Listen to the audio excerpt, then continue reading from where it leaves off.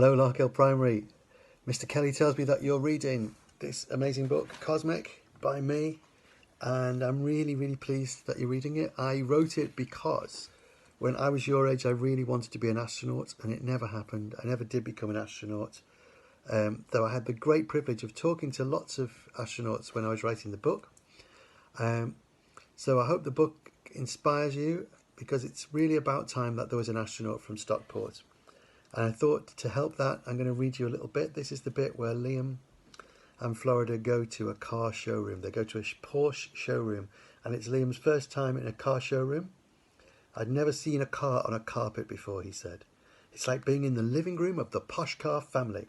The cars look smaller and glossier than usual. A man in a suit saw us come in and said, "With you in a minute, sir. Help yourself to tea and coffee." There was a coffee machine and a plate of biscuits.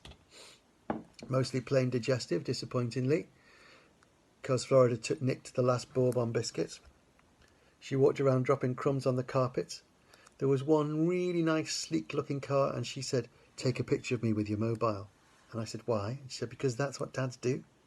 So she leaned on the bonnet and smiled while I took a picture. And straight away, the man in the suit stood next to us. "I admire your taste, sir," he said. Florida said, "This is a Boxster. Wayne Rooney's got two like this in red."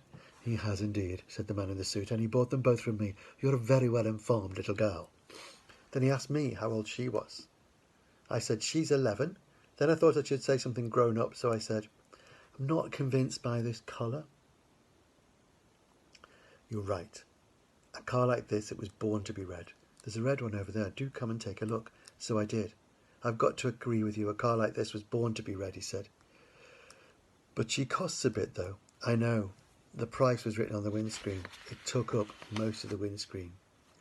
"Are you looking to buy, or are you just looking?" I know what I should have said, but I thought "to buy" sounded more grown up. He said, "Would you be bringing your old car in part exchange?" "No, I like my old car. I'll keep my old car," I said.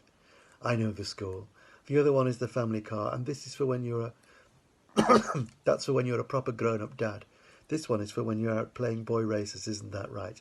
Men, we never grow up, do we?" "Well, this one definitely hasn't," said Florida.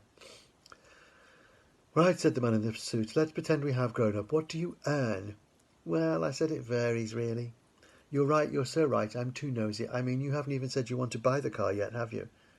"No, I haven't. I'm always giving it the hard sell. A car like this, I should just let it sell itself." And that's when Florida said, "Can we sit in it?" And he looked at her and she said, "Please." And he said, "Go on then." We both got in and she whispered, "You should have told me to say please." "Yeah, but you did say please." "Yes, but you should tell me before I get the chance. That's more dadly." The man in the suit winked at Florida and said, "Are we comfy?" "Yeah," said Florida. I said, "Yeah, what, Florida?" She said, "Yes, thank you." And then the man handed me the keys. "Go on," he said, "you know you're dying to. Just nudge her out onto the forecourt and see how she handles." And before I could say anything else, he was asking the other salesman to move the other cars out of the way and opening the big doors so I could drive the Porsche outside. "I'll push the seat back for you. You're a big lad, aren't you?" I could have said, "Yes, I am a big lad. That does not mean I'm a grown-up, fully qualified driver." But I didn't. I said, "Thanks, mate." He gave me a guided tour of Gloucester Place. He waved me into the seat, crouched down next to me and gave me a guided tour of the dashboard. "That's your MP3 player, that's your ergonomic seat thing, that's your sat-nav, and that is the ignition."